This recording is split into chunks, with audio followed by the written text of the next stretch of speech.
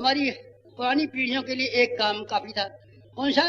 धर्मोपदेश, एक कथा कहना, भागवत की कथा कहना, सत्यनारायण की कथा कहना, गंगा जी नहाना, भगवान जी के दर्शन करना और सत्यनारायण स्वामी की कथा कहलवाना, एक काम काफी था। हमारे पहली वाली पीढ़ियां जो हमारे बुजुर्ग थे उनके लिए एक हिस्सा काफी था, क्योंकि न उन जमाने में चालाकियां थी, न उन जमाने में चोरियां थी, न उन जमाने में बदकारियां थी, न उस जमाने में बदमाशियां थी।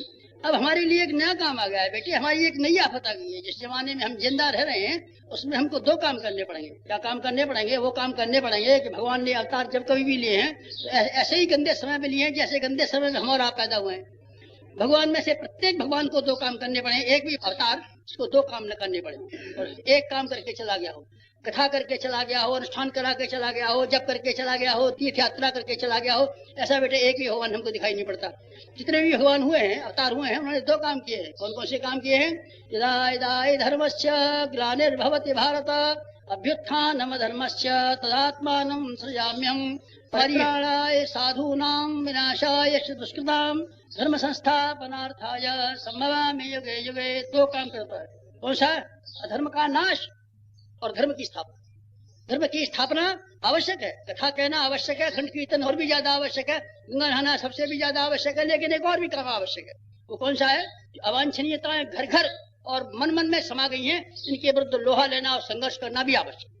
अब हमको दो काम करने पड़ेंगे, हमको लड़ाई भी लड़नी पड़ेगी, स्थापना भी करनी पड़ेगी, हमको जमीन खोदनी भी पड़ेगी ताकि नींव रखी जा सके, और हमको चिनाई भी करनी पड़ेगी। हमको दो काम करने पड़ेंगे बेटे। हमको अपने खेत में गुड़ाई भी करनी पड़ेगी और बुवाई भी करनी पड़ेगी। दो काम करेंगे। हाँ बेटे, हम क्या कर सकते हैं? वैसे समय में पैदा हुए हैं कि जिसमें हमको दो काम किए बिना कोई गति नहीं। हमको एक आंख प्यार की और एक आंख सुधार की लेके चलना पड़ेगा। एक आंख में दुलार और एक आंख में सुधार। बच्चे को हम इसी तरीके से काम मिलाते हैं, नहीं तो बच्चा हमारा खराब हो जाएगा। एक से प्यार करते हैं, तुम्हारा बेटा है, तुम्हारा बच्चा है, तुम्हारा बहुत प्यारा लड़का है, अच्छा हम तुझे मिठाई खिलाएंगे, और एक बार जब यहाँ पेशाब कर देता और यहाँ घड़ी तोड़ने की कोशिश कर, हमारे चांटे के बारे भी कान उखाड़ देंगे, चुपचाप बैठ, तेरी कान उखाड़ दिया जाएगी। बच्चे को डराते भी, अगर आप डराएंगे नहीं और प्यार करते रहेंगे तो बच्चा देख लेना आपका क्या हाल होता है, बड़ा खराब हो जाएगा।